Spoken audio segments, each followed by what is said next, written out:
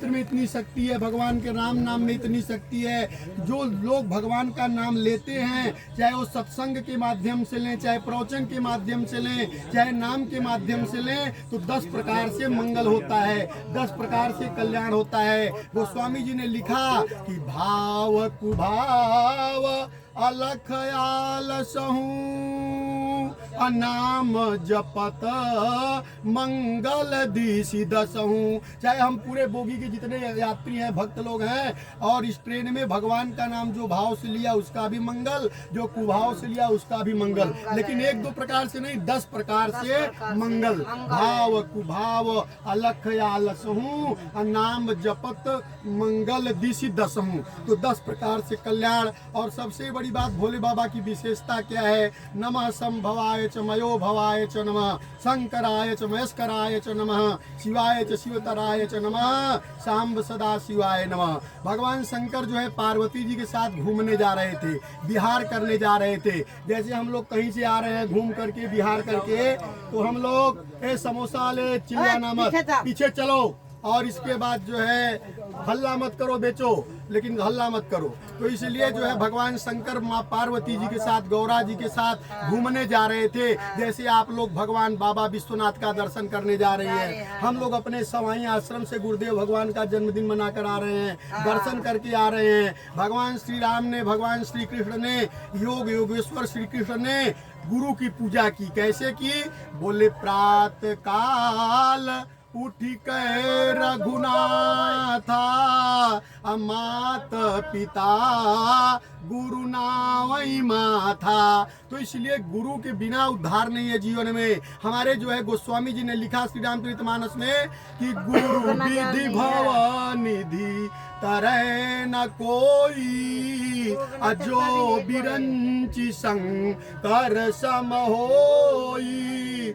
गुरु पद रज मृदु मंजुलयंजन, नयन अमिय दृग दोष विभंजन। अगर किसके नेत्र में दोष आ गया, किसी प्रकार की बीमारी आ गई, तो गुरु के चरण का रज का अंजन बना करके आंखों में लगा लीजिए भैया, तो आंखों का दोष दूर हो जाएगा, नेत्रों का पीड़ा दूर हो जाएगा, कष्ट दूर हो जाएगा। जिस समय भगवान योगेश्वर श्री कृष्ण ने उद्धव जी से कहा कि जाओ उन गोपियों से कह दो कि मुझे भूल जाए, तो गोपियां बड़ी चालाक थी।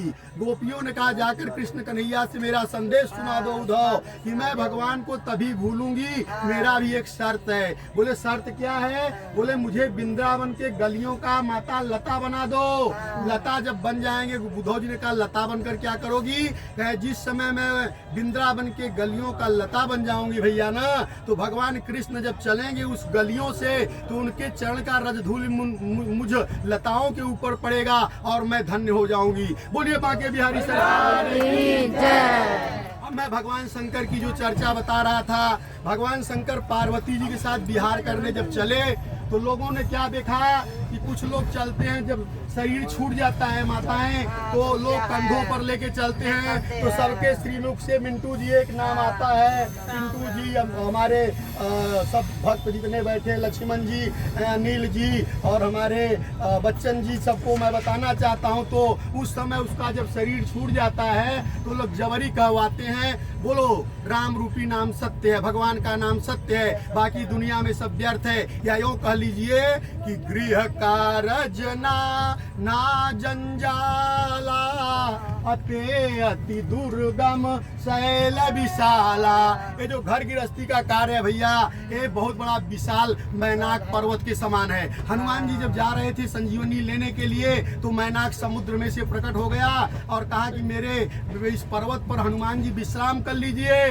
तो श्री हनुमान जी महाराज ने क्या कहा? कहा राम काज कीने बिनु अमोहि कहाँ विश्राम। हनुमान जी ने विश्राम नहीं किया, है। लेकिन जो है मेरे कहने का भाव, मैं राम जी पर चर्चा पर प्रकाश डाल रहा था। वास्तव में राम का नाम सत्य क्यों है? तो भगवान शंकर पार्वती जी के साथ जब घूमने जा रहे थे तो भगवान शंकर ने देखा आकाश मार्ग से कि कुछ लोग जो है अपने कंधों पर जिनका शरीर छूट गया है उनको अर्थी के रूप में ले जा रहे हैं और बोल रहे हैं कि भगवान का राम रूपी नाम सत्य है, बाकी दुनिया में सब व्यर्थ है। तो भगवान शंकर पार्वती जी के साथ, गौरी जी के साथ घूमने के लिए नहीं गए, वो सीधे उस शव के पीछे पीछे चल दिए। और जब चल दिए तो उसको लोग श्मशान पर रखे, शास्त्रोक्त विधि से उसका कर्मकांड कर दिए और सब लोग अपने घर चले आए। किसी के मुख से श्री राम नाम निकला ही नहीं। तो भगवान शंकर ने क्या सोचा, जहाँ पर आप जा रहे हैं दर्शन करने काशी में, बोले जन्म जन्म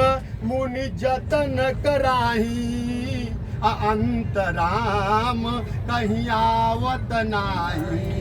बोले जा सुनाम बल शंकर काशी, अदेत सब ही सम गति अविनाशी। ये पौराणिक कथा है भैया, माताओं बहनों। तो मैं निवेदन करूं कि भगवान शंकर उस शव के पीछे पीछे चल दिए और जब गए तो सब लोगों ने फिर उसका कर्म करके अपने अपने घर लौट गए। किसी के श्रीमुख से भगवान का नाम नहीं निकला।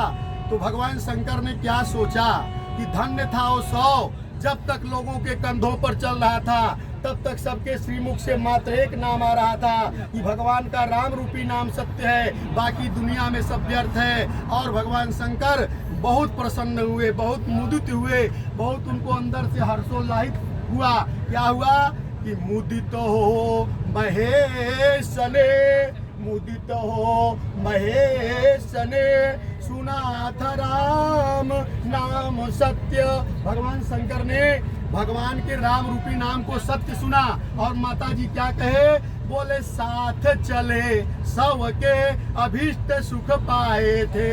बोले भैरव न कहते थे साथ घर घूमे लोग, आशा में बधे वे साथ द्वार तक आए थे। और भगवान भोलेनाथ ने क्या कहा सौ के लिए, बोले सब ही तो सत्य, सब ही तो सत्य, राम नाम का प्रचारक था।